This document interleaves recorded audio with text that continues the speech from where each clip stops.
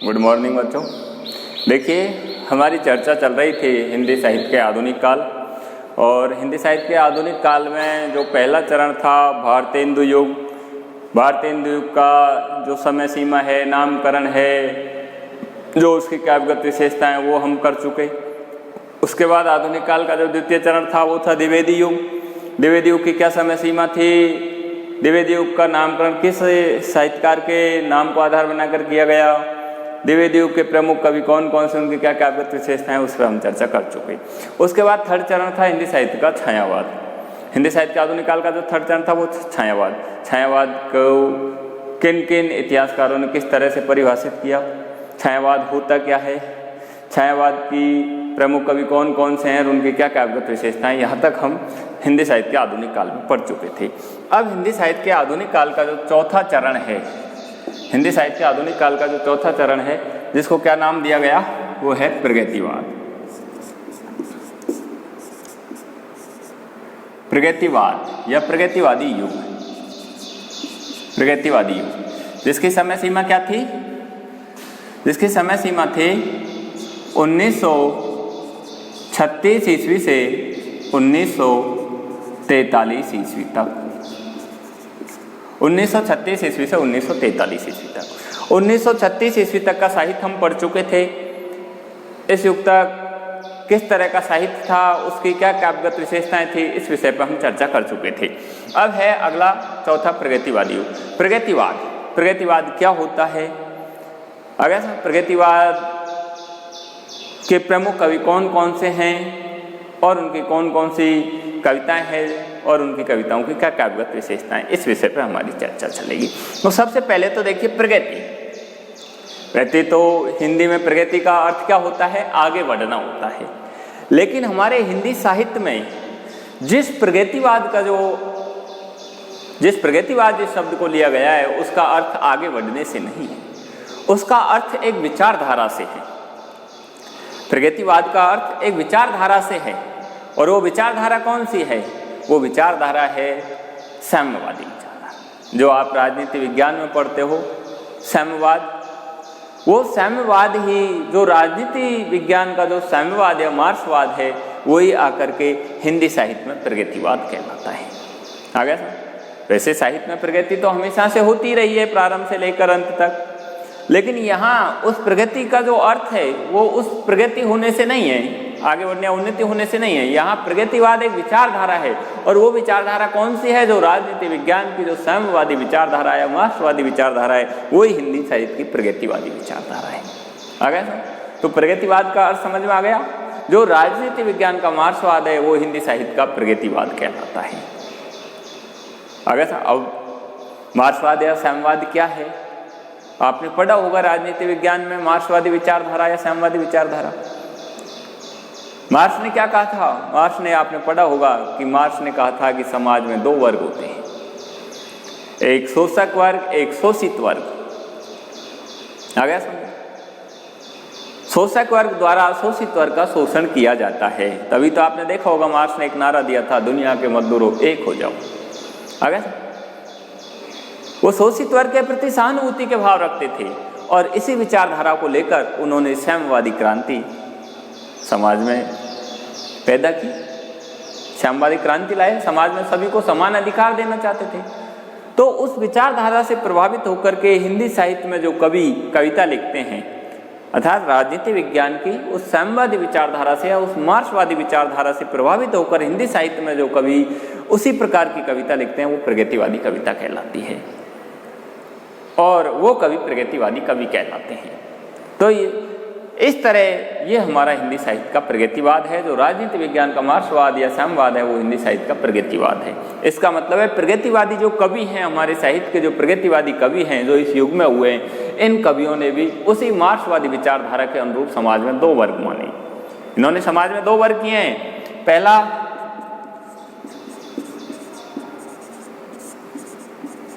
शोषक वर्ग, जिसके अंतर्गत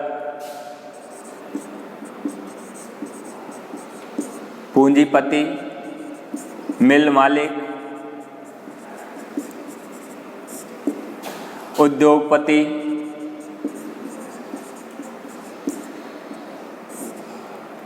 एवं जमींदार आते हैं।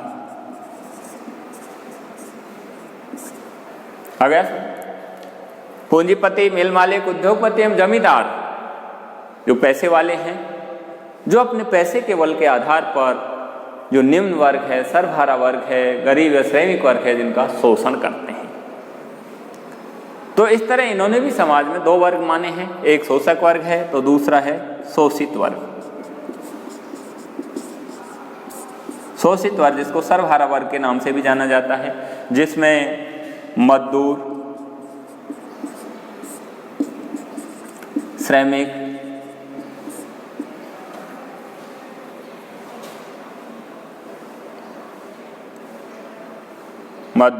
श्रमिक,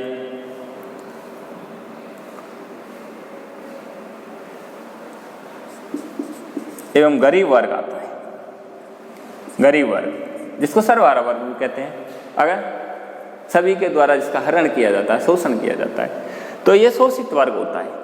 तो राजनीति विज्ञान के मार्क्सवादी विचारकों के अनुसार ही हमारे हिंदी साहित्य के जो प्रगतिवादी कवि हैं, उन्होंने भी इस शोषित वर्ग के प्रति अपनी कविता में सहानुभूति के भाव रखे हैं और इस शोषक वर्ग के प्रति घृणा के भाव रखे हैं।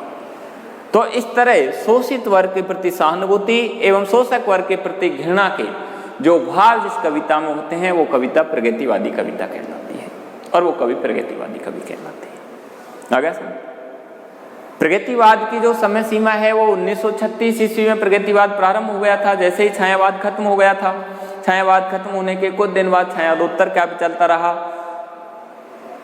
उस छायावादोत्तर काव्य के बहुत सारे जो कवि हैं वो प्रगतिवादी कवि भी हैं। हमारे छायावादी कवियों में भी निराला है, पंत है, उन्होंने प्रगतिवाद में आते हुए प्रगति अपनी कविता का शैली बदल दिया था। इन्होंने भी प्रगतिवादी कविताएं लिखी, आपके सिलेबस में है।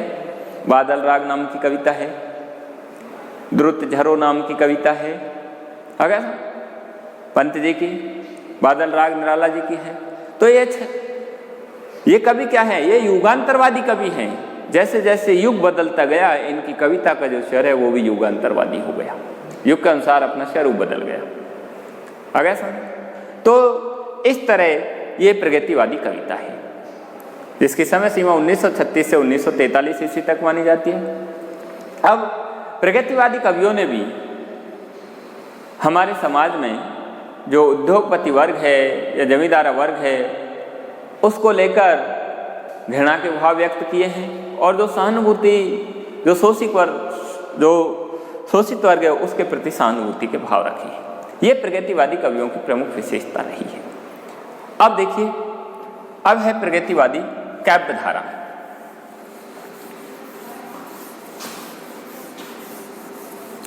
इसमें प्रमुख रूप से हमारे जो प्रगतिवादी कवि हैं उनमें आपके नागार्जुन हैं, केदारलाल अग्रवाल है, रामविलास शर्मा है, शिवमंगल सिंह सुमन है, रामधारी सिंह दिनकर है। उन्होंने भी कुछ अपनी कविताओं में प्रगतिवादी भाव रखे हैं। उधर छायावादी कवियों में पंत है, निराला है। ये इस तरह के जो कवि हैं वो हमारे प्रमुख प्रगतिवादी कवि हैं। आगे समझ, प्रगतिवादी कवियों के बाद है अब प्रगतिवादी काव्य धारा। अब देखिए प्रगतिवादी काव्य धारा की प्रमुख विशेषताएं।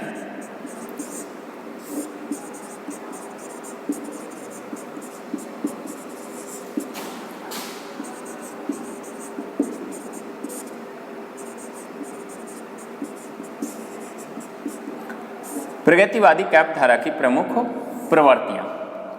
सबसे पहले तो हमें प्रगतिवाद को समझना है। प्रगतिवाद क्या था, तो मैंने आपको बता ही दिया कि राजनीति विज्ञान का जो साम्यवाद है या मार्क्सवाद है वो ही हिंदी साहित्य का प्रगतिवाद है। इसका मतलब है जहां वो मार्क्सवाद में जो विचारधारा थी, अगर उसी विचारधारा को लेकर जो कविता लिखने वाले कवि हैं वो प्रगतिवादी। इन्होंने भी यही कहा था। इन्होंने ये समाज में हर तरह से परिवर्तन लाना चाहते थे।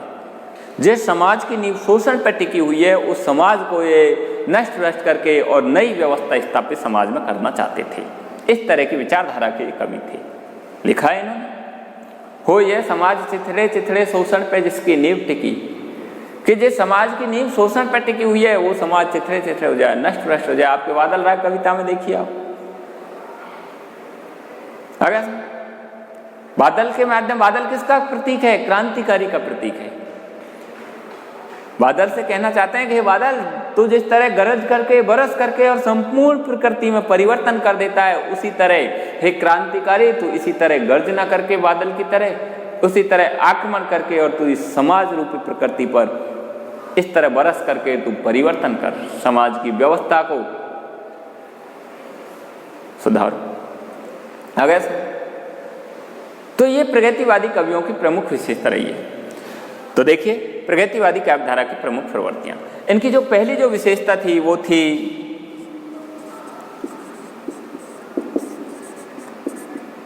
रूढ़ियों का विरोध।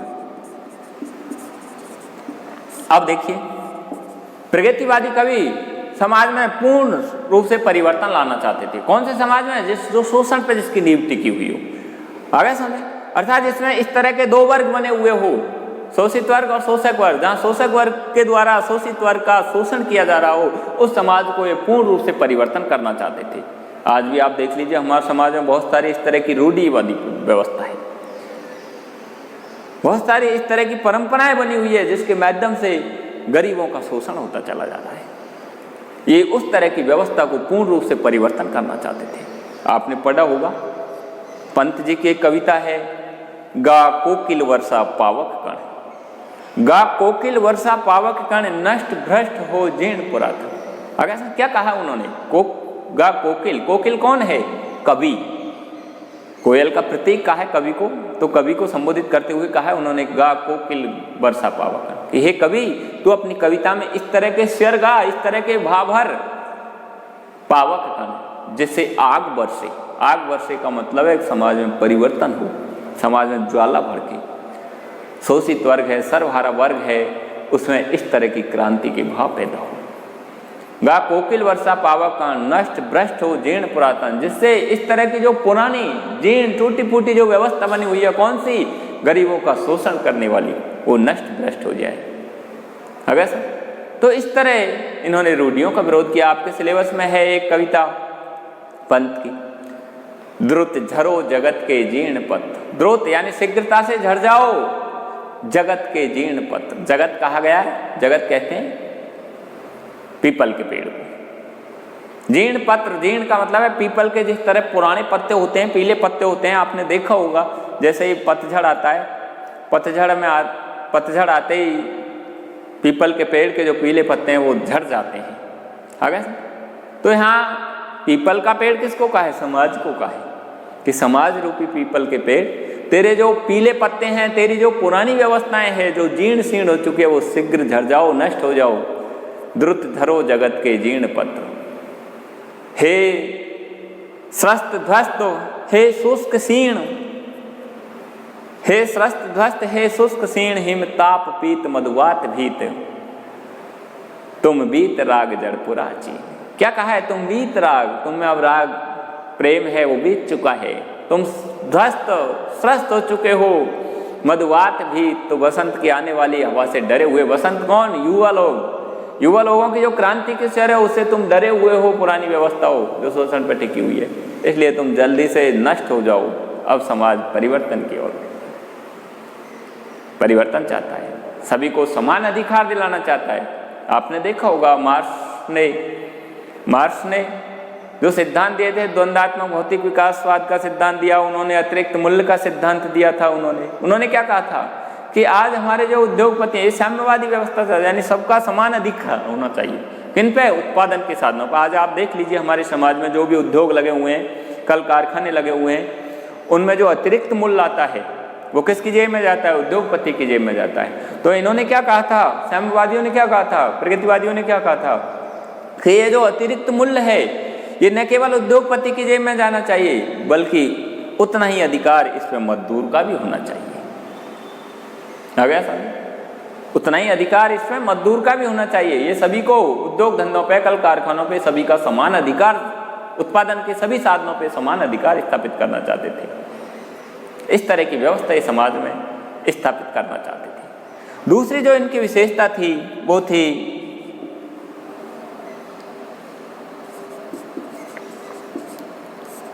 ईश्वर एवं भाग्यवाद का विरोध। अब देखिए, मैंने आपको कहा था कि जब भी कोई नई प्रवृत्ति या नई विशेषता पैदा होती है तो युग परिवर्तित हो जाता है। इससे पहले छायावाद था और छायावाद में रहस्यवाद था। रहस्यवाद क्या? आध्यात्मिक सत्ता, उस अज्ञात सत्ता को आधार बनाया जा रहा था। उस अज्ञात सत्ता के प्रति जिज्ञासा के भाव व्यक्त किए जा रहे थे। आपने महादेवी वर्मा में पढ़ा, जयशंकर प्रसाद में पढ़ा। रहस्यवाद विचारधारा को लेकर उन्होंने अपनी अभिव्यक्ति की थी। इन कवियों ने ईश्वर और भाग्यवाद का विरोध किया क्योंकि ये भौतिकवादी थे। ये जो प्रत्यक्ष है उसी को ये मानते थे, जो दिखाई देता है उसी पर विश्वास करते थे। इन्होंने ईश्वर और भाग्यवाद का इन्होंने अपनी कविता में विरोध किया। इन्होंने पुरुषत्व पर बल दिया, इन्होंने कर्म की प्रधानता पर बल दिया। आप देख लीजिए, लिखा है, इन्होंने कहा है भाग्यवाद का विरोध करते हुए अपनी कविता में कहा इन्होंने क्या कहा? भाग्यवाद आवरण पाप का और शस्त्र शोषण का। भाग्यवाद आवरण पाप का और शस्त्र शोषण का। देखिए क्या कहा इन्होंने, कहा है भाग्यवाद का जो आवरण है, चढ़ावा है, जो हमारी सोच है भाग्यवाद की, यही हमारे शोषण का प्रमुख कारण है। आज आप देख लीजिए, किसी गरीब से कह दो कि आप भी उद्योग क्यों नहीं चलाते, आप भी क्यों नहीं बंगला खरीदते, आप भी क्यों नहीं कार खरीदते, क्या कहेगा? हमारे भाग्य में तो मजदूरी लिखी हुई है, कहाँ बंगला। तो ये भाग्यवादी जो इस तरह की जो विचारधारा, यही हमारे शोषण का प्रमुख हथियार है। ये हमारे पुरुषार्थ हो, हमारा जो पुरुषार्थ है, उस पुरुषार्थ को इस तरह से आगे नहीं बढ़ने देती। इन्होंने लिखा है क्या? भाग्यवाद आवरण पाप का और शस्त्र शोषण का, जिससे रखता दवा एक जन भाग दूसरे जन का। देखिए क्या कहा है, जिससे रखता दवा एक जन, कौन? पूंजीपति। हमारा जो भाग है, हिस्सा है, किस पे? पूंजी, उद्योगों पे, उद्योगों पे, उत्पादन के साधनों पे हमारा जो हिस्सा है, हमारा जो भाग है, हिस्सा है, उसको वो दबा करके रख लेता है। जिससे रखता दवा एक जन भाग दूसरे जन का। दूसरा जन कौन? मजदूर, श्रमिक। उसका जो हिस्सा है उत्पादन के साधनों पे या पूंजीपति के जो पूंजी के जो स्रोत हैं उन पर जो उसका हिस्सा है उसको वो दबा करके रख लेता है। आ गया समझ? और भी लिखा है, एक जगह और भी लिखा है उन्होंने, ब्रह्मा ने कुछ लिखा भाग्य में मनुष्य नहीं लाया है, अपना सुख उसने अपने भुजबल से ही पाया है। कि ब्रह्मा ने कुछ लिखा भाग्य में, मनुष्य नहीं लाया। कि सब कुछ ब्रह्मा ने लिख दिया भाग्य में, तो क्या मनुष्य नहीं लाया? अर्थात जितने भी सुख के साधन हैं, जितने भी इस तरह के वैभव के जो स्रोत हैं, वो सब मनुष्य के द्वारा पैदा किए गए हैं। तो उन्होंने कहा है ब्रह्मा ने कुछ लिखा भाग्य में मनुष्य नहीं लाया है। अगर मनुष्य नहीं लाया, ब्रह्मा ने कुछ लिखा भाग्य में मनुष्य नहीं लाया, अपना सुख उसने अपने भुजबल से ही पाया। मनुष्य ने जितना भी सुख के साधन स्थापित किए हैं, उत्पन्न किए हैं, वो सब उसने अपने भुजबल से, अपने पुरुषार्थ से पैदा किए हैं। और भी लिखा है उन्होंने, प्रकृति नहीं डर कर झुकती, कर्म की महत्ता पर बल देते हुए कहा है उन्होंने। भाग्यवाद और ईश्वर का विरोध करते हुए कहा है उन्होंने, क्या कहा है? प्रकृति नहीं डर कर झुकती है कभी भाग्य के बल से, सदा हारती वह मनुष्य के उद्यम से, श्रम जल से। मनुष्य के उद्यम से, परिश्रम से वो सदा हारती है, वो कभी भी भाग्य के बल से नहीं झुकती है। झुकती है तो किससे झुकती है? परिश्रम से और मेहनत से झुकती है। आगे और भी लिखा है एक जगह उन्होंने भाग्यवाद का विरोध करते हुए, और भी कहा है उन्होंने अपनी कविता में। क्या कहा है उन्होंने? कहा है पूछो किसी भाग्यवादी से यदि विधि अंक प्रबल है। आपने देखा होगा, हम बहुत सी बातों को जब से कोई ऐसा होता है तो हम कहते हैं हमारे भाग्य में यही लिखा हुआ है। लिखा कुछ भी नहीं है, ये केवल पुरुषार्थ या मेहनत या कर्म से इस तरह छुटकारा पाना है। तो उन्होंने कहा है पूछो किसी भाग्यवादी से यदि विधि अंक प्रबल है। अगर विधाता ने सब कुछ लिख दिया और वही सब कुछ प्रबल है, तो क्यों न देती वसुधा निज रतन उगल है। तो फिर वसुधा क्यों नहीं स्वयं ही उसके आगे अपने रत्नों को उगल करके क्यों नहीं दे देती, जब अगर भाग्यवाद में सब कुछ लिखा हुआ है तो इस तरह इन कवियों ने अपनी कविता के माध्यम से ईश्वर एवं भाग्यवाद का विरोध किया है। इसके बाद अगली जो विशेषता है उस पर हम चर्चा अगली वीडियो में करेंगे। धन्यवाद।